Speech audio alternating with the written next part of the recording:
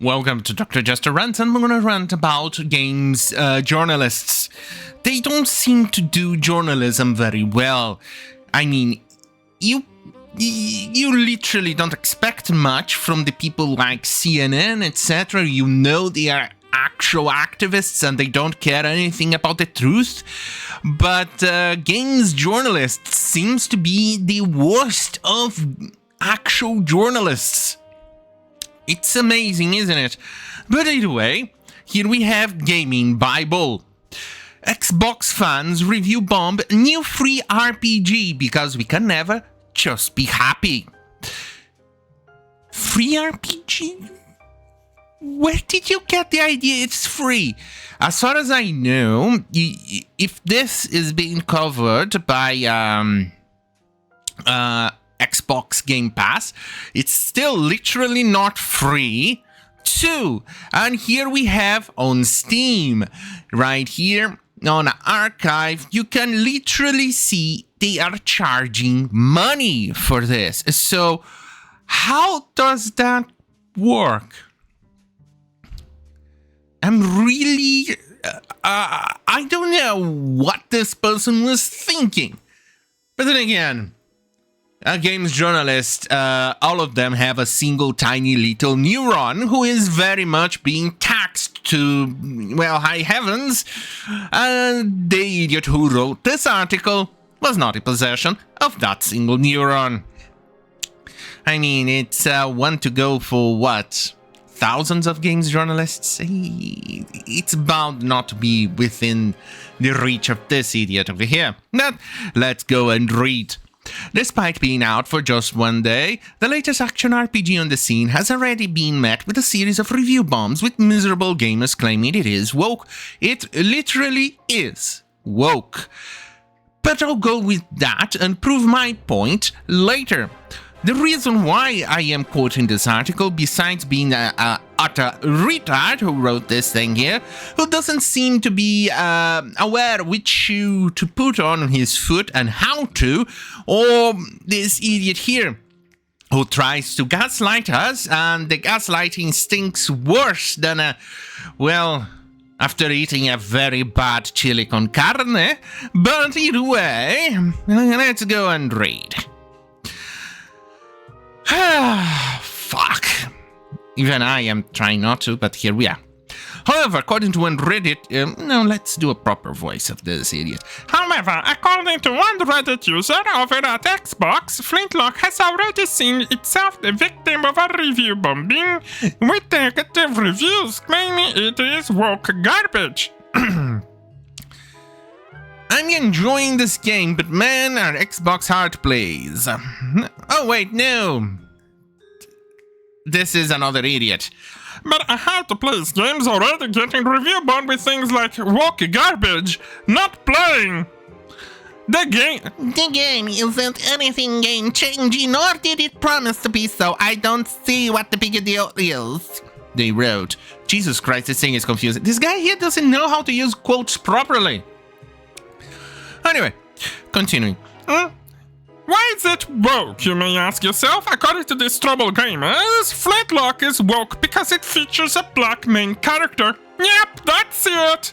Well, I'm surprised the idiot here didn't go and say, it's because it features a black woman. Yeah, I'm very surprised he didn't go that far, considering it is pretty much their bread and butter with these games journalists. And let me put it this way, there's a very big reason why this thing is considered woke, and not because it includes a black person or a black woman. This is called gaslighting, and the gas this idiot here is releasing is far, far worse than a rotten chili con carne fart. But before I continue, enjoy the trailer, shall we?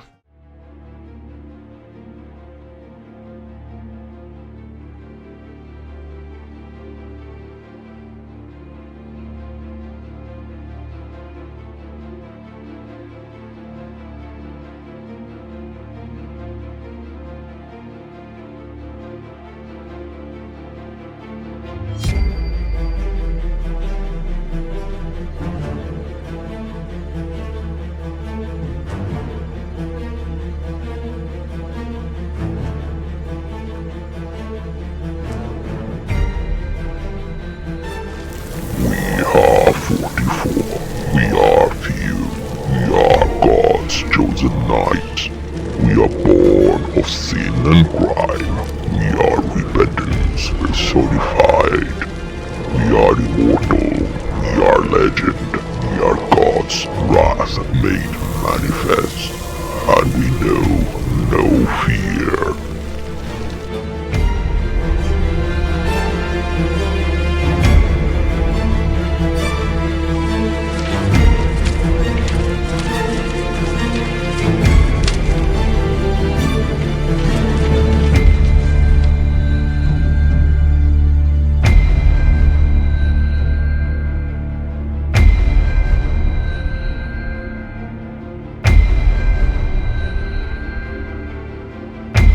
Well, I'm back, baby, yeah. Right. So there is a very big reason why it is classified as woke. It's because it was part of Sweet Baby Inc. Sweet Baby Inc., allegedly, you need to say that, consulted in this game. There was a big kerfuffle over it, and there was a big fight. They tried to, at the beginning, say, oh, but we are not using anymore, so it's Baby Inc., even though they actually literally were in contact with them and talked to them and did a lot of those things, allegedly. And as you can see here in grams, this from some time ago. Right, so where was I? So A44 Games told CubWorth they had removed all Sweet Baby Inc. content and asked not to be out on his curator list. When CubWorth asked them to prove it, they actively refused to talk to him. I think I know why. I found the COO of A44 that hired SBI also did his talks to on day.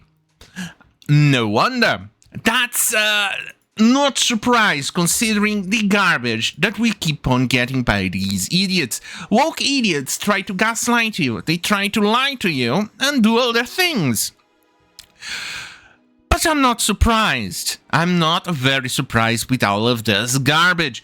Even more so because, as you all know, the main character of Flintlock used to be literally white. They race swapped the character. That is another thing that makes it woke.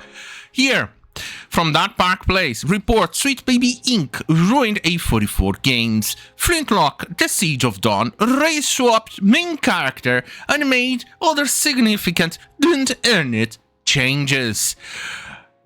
That is what makes it woke. But leave it to the games journalist to lie and not do it properly. Leave it to games journalists not to be honest. Leave it to them to gaslight you. But don't worry, the game also gaslights you. On its own credit. From Grams again, Flintlock is dead. Sweet Baby Inc. killed at A44 Games, makers of Play Flintlock.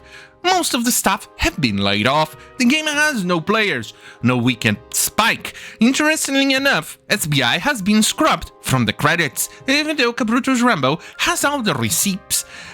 They were involved. So, here we go. It's amazing, isn't it? Yes, it is. Even more amazing because this guy here is a literal scumbag who keeps on lying. So I've decided to go and make sure that I get the proper number for, well, today, really. This is from Flintlock. Sorry, I got distracted here again. Let me disable this extension here so it's clear enough. Right, here it is. Flintlock. Nearly 70%. I think very few people who purchase this are woke idiots, and so you can actually see how bad it is. So it had a peak of 648 since release. That is a very small number for a big budget game. Well, even if it is a double A game, this number is really, really, really low. You should expect around 2,000, 3,000, maybe 4,000 players. for it to be able to pay for its development. Well, it has been leading to, well, a few years in development. So with 648 peak during its release day, and no weekend spike. As you can see, there was no spike whatsoever during the weekend, and you can see it didn't even break the release day, not even close. Mostly was 510, 515 actually, I think, thereabouts, or 527, and that's about it. Right now, at this very moment, it is 315. These are very bad numbers. I mean, epically bad for a game like this.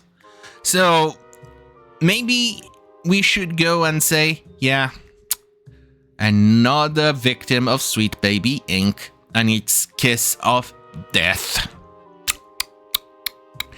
Well, on that goddamn fucking hell, have a great fucking night, and remember, fuck YouTube, and, well, fuck woke people, but most importantly, always wear a condom. It's not only safe, well, it's safe for everyone around you too. Because imagine, cold sores. Oh, no. Uh-oh. Or herpes on the tiny things that, you know what? Just don't touch them. I think that's the best thing to do. Yeah. Bye.